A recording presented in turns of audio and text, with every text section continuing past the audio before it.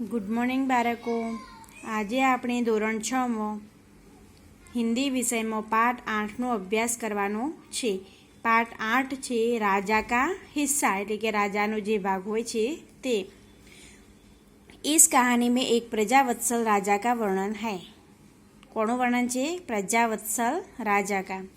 राजा प्रजा की कठिनाइयों में हमेशा उसकी मदद के लिए तत्पर रहते हैं. હવે જોઈએ પાઠ.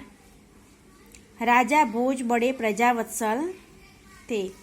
તો રાજા ભોજ બડે ખાલી જગ્યા થે, તો શું આવશે? પ્રજાવત્સલ એટલે પ્રજાપ્રેમી, લોકો પ્રત્યે ખૂબ જ પ્રેમ હોય છે.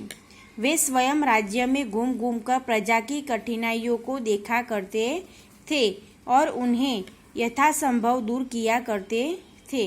તો રાજા સ્વયં એટલે પોતે શું કામ કરતા હતા કે રાજ્યમાં પ્રદક્ષિણા એટલે કે ચારે બાજુ ફરીને અને બધાના લોકોની કઠિનાઈઓ એટલે કે મુશ્કેલીઓનો જોતા હતા કે લોકોને મુશ્કેલીઓ પડતી તો નથી ને, મારા રાજ્યમાં જે લોકો જે લોકો રહે છે એ લોકોને કોઈ તકલીફ તો નહીં ને, કદાચ કોઈ તકલીફ હોય તો તેને તે दूर करे छे. एक दिन राजा अपनी रानी के साथ रथ पर सवार होकर राज्य का भ्रमण कर रहे थे. तो एक दिवस राजा પોતાની પત્ની સાથે એટલે કે પોતાની રાની જોડે રથ ઉપર બેસીને રાજ્યનું પ્રદક્ષિણા કરે છે. वे राजधानी से बहुत दूर निकल गए. तो वे राज्यથી આગળ નીકળી જાય છે. उन्होंने देखा कि एक खेत में एक किसान हल जोत रहा है. તો તેમને શું જોયું કે એક ખેતરમાં એક ખેડૂત હળ જોડે છે ખેતરમાં. જો અહીંયા આપેલું છે ચિત્ર. મગર ઉસકે હલ में एक ही बैल है. बैल એટલે બળદ. તો એમના જોડે એક જ બળદ છે, બે બળદ છે નહીં. दूसरे बैल के स्थान पर उसकी स्त्री हल खींच रही है. તો બીજા બળદની જગ્યાએ કોણ હોય છે? ખેડૂતની પત્ની હોય છે. तो राजा भोज ने रथ रोका और किसान के पास जाकर कहा, भले आदमी तुम यह क्या અત્યાચાર कर रहे हो. તો રાજા ભોજ જ્યારે આ જુએ છે ત્યારે પોતાનો રથ રોકે છે અને પછી ખેડૂત પાસે જઈને કહે છે કે ભલા માણસ, તમે આ એમ કે સ્ત્રી ઉપર કેમ આટલો બધો અત્યાચાર કરો છો એમ. ભલા કઈ સ્ત્રી કો ભી હલ મેં જોતા જતા હે. તો એમ કે સ્ત્રીને કોઈ હરમાં બળદની જગ્યાએ એમ કે કોઈ જોડે, આ તો અત્યાચાર કહેવાય. મેરા એક બેલ મર ગયા હે. તો ખેડૂત શું કહે છે કે મારો એક બળદ મરી ગયો છે. दूसरा बैल खरीदने के लिए मेरे पास धन नहीं है. એમ કે બીજો બળદ ખરીદવા માટે મારી પાસે એટલા પૈસા નથી. અગર ખેત ન જૂતા તો મેં ખાઉંગા ક્યાં. અગર ખેતર હું ખેડીશ નહીં તો હું એમ કે ખાઈશ શું અને મારા પરિવારને ખવડાવીશ શું. કહ કર કિસાન પુનઃ અપને કાર્ય મેં લગ ગયા. આટલું કહીને ખેડૂત ફરીથી પોતાના કાર્યમાં એટલે કે પોતાનું કામ કરવા લાગી જાય છે. उसे क्या पता था कि उससे बात करने वाला कौन है. ખેડૂતને ખબર હોતી નથી કે એની જોડે જે વાત કરે છે એ કોણ છે. રાજાને કહા, અરે ભાઈ જરા સુનો તો. રાજા શું કહે છે કે અરે ભાઈ જરા સાંભળ તો ખરા. જો કહના હે મેરે સાથ ચલતે ચલતે કહો, મેરા કામ ક્यों રોકતે હો. કિસાનને કહા. તો ખેડૂત શું કહે છે કે તમારે જે કંઈ પણ કહેવું હોય એ મારી સાથે ચાલતા જાઓ અને કહેતા જાઓ, મારું કામ એમ કે શું કરવા બંધ રાખો છો. રાજા ભોજ ઉસકે સાથ સાથ ચલને લગે. તો રાજા ભોજ તેમની જોડે ચાલે છે. अपने काम के प्रति किसान की लगन देखकर राजा भोज बहुत प्रभावित हुए. તો આ ખેડૂતનું કામ જોઈને રાજા ખૂબ જ ખુશ થાય છે. वह बोले, भले आदमी इस प्रकार तो तुम्हारी पत्नी थक जाएंगी और थकावट की वजह से कोई दूसरा कार्य भी नहीं कर सकेंगी. રાજા શું કહે છે કે ભલા માણસ, આ રીતે તો તમારી પત્ની ખૂબ જ થાકી જશે અને થાકના કારણે તે બીજું ઘરે કોઈ કામ કરી શકશે નહીં. કિસાન બોલા, તો ફિર તુમ હી બતાવો મેં ક્યાં કરું. ખેડૂત કહે છે તો તમે એમ કે મને કંઈક રસ્તો એમ કે બતાવો, હું શું કરું. રાજાને કહા, તુમ મેરે સાથ ચલો, મેં અપના એક બેલ तुम्हें દે દેતા હું. તો રાજા શું કહે છે કે તું મારી સાથે ચાલ, મારો એક બળદ છે એવું તને આપી દઈશ. મગર ઇતની દેર મુझे કામ રોકના પડેગા. तुम ही बैल ला दो, किसान बोला। तो ખેડૂત શું કહે છે કે હું તમારી સાથે આવું બળદ લેવા માટે તો મારે એટલો સમય એમ કે મારું કામ ઊભું રાખવું પડશે, એમ કે બંધ કરવું પડશે, तो તમે જેમ કે બળદ લઈને આપી દો। अच्छा ऐसा करो, तुम अपनी पत्नी को रथ के पास भेज दो, वह मेरी पत्नी से बैल ले आएंगी, तब तक मैं तुम्हारे हॉल में जूतूंगा। राजा ने कहा। तो राजा શું કહે છે કે તમારી પત્નીને મારી પત્નીને રથ ઉપર રથ જોડે છે તો ત્યાં તમારી પત્નીને મોકલી દો, મારી પત્ની તમારી પત્નીને અમારો બળદ આપી દેશે, ત્યાં સુધી હું એમ કે એની જગ્યાએ હું તમારા ખેતરમાં હળ ખેડીશ, રાજા કહે છે। किसान इस बात पर राजी हो गया तो ખેડૂત खुश થઈ જાય છે।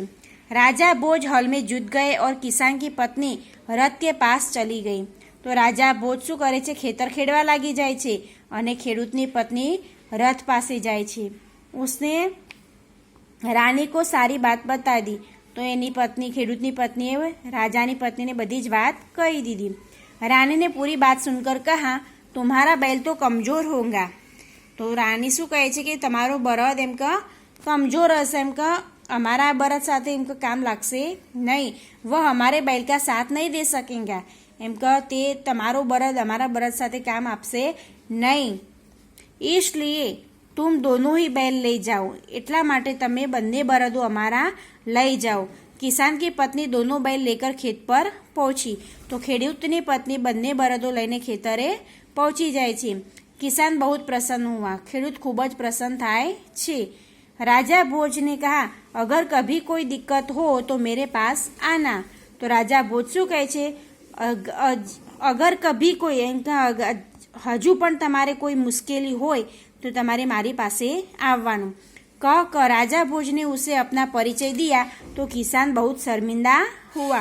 આટલું કહીને રાજા ભોજ જ્યારે પોતાનો પરિચય આપે છે ત્યારે ખેડૂત ખૂબ જ શરમાઈ જાય છે કે હું એમ કે રાજા જોડે કેવી રીતે વાત કરી રહ્યો હતો। હવે જુઓ પાછળ,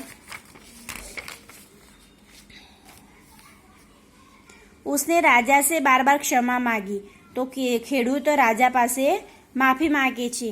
राजा प्रसन्न होकर वापस चल दिए।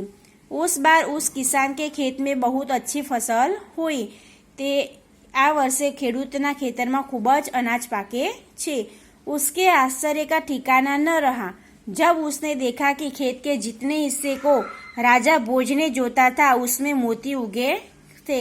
तो રાજાએ કિસાન એટલે ખેડૂતના ખેતરમાં રાજાએ જેટલું ખેતર ખેડ્યું હતું એટલી જગ્યા ઉપર શું ઉગ્યું હતું?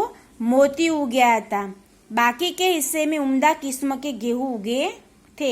बाकीनो जे भाग हतो एमां खूब ज प्रकारना घઉં उग्या हता। किसान बहुत प्रसन्न हुआ, खेडूत खूब ज खुश थाय छे। किसान ने सारे मोती इकट्ठे किए और राजा भोज के पास जा पहुंचा। तो खेडूत बधा ज मोती भेगा करे छे अने पछी राजा भोजनी पासे जाय छे। उसने सारे मोती राजा भोज के चरणों में रख दिए और राजा को सारा किस्सा कह सुनाया। तेने बधा ज मोती राजा भोजना पगमां एटले के चरणों में मूकी दे छे अने पछी राजा को सारा किस्सा कह सुनाया एटले के राजा ने बधी कहानी कही संभळावे छे। राजा ने कहा, ये मोती तुम्हारे खेत में उगे है, इन पर तुम्हारा हक है। राजा शू कहे छे કે આ મોતી તમારા ખેતરમાં ઉગ્યા છે માટે આ મોતીનો હકદાર તમે છો। એને તમે अपने अधिकार में रखो એટલે કે આનો તમારા ઉપર અધિકાર છે એમ માનીને તમે રાખો। નહીં મહારાજ, એ આપકે પરિશ્રમ का प्रताप है।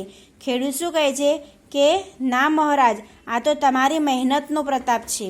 इसलिए मैं इन्हें नहीं ले जाऊंगा, એટલા માટે હું આને પાછું નહીં લઈ જાઉં। मेरी प्रार्थना है कि आप इन्हें राजकोष में जमा कर ले और गरीबों की भलाई के लिए काम में लें। ખેડૂત શું કહે છે કે મારી એક પ્રાર્થના છે, જો તમે ના સ્વીકારો તો આ રાજ્યમાં જેટલા લોકો ગરીબો છે એમની ભલાઈ માટે તમે આ મોતી વાપરજો। किसान ने प्रार्थना की। राजा किसान की बात सुनकर बहुत प्रसन्न हुए और उन्होंने मोती स्वीकार कर लिए। तो राजा ખેડૂતની વાત સાંભળીને ખૂબ જ ખુશ થાય છે અને પછી મોતીનો સ્વીકાર કરે છે। ખબર પડે ને? તો આ પાઠ આપણો અહીંયા પૂરો થઈ ગયો। હવે શબ્દોના અર્થ, અભ્યાસ અને સ્વાધ્યાય તમારે સારા અક્ષરે નોટબુકમાં લખવાનું છે। જે હું તમને ફોટા પાડીને મોકલી દઈશ તો તમે લખી દેજો, બરાબર. અને પછી આ પાઠ તમારે ઘરે રીડિંગ કરવાનું છે, વાંચવાનું છે, બરાબર. અને સ્વાધ્યાય અભ્યાસના હું ફોટા પાડીને મોકલી દઉં તો તમે લખી દેજો અને પછી તૈયાર કરી દેજો. અને સ્વાપોથીના પણ હું ફોટા પાડીને મોકલી દઈશ તો તમે પાછળના વિભાગમાં લખી દેજો, બરાબર. હવે આપણે પુનરાવર્તન 2 બાકી રહેશે, એ પછીના પિરિયડમાં જોઈશું, બરાબર, પછીના લેક્ચરમાં.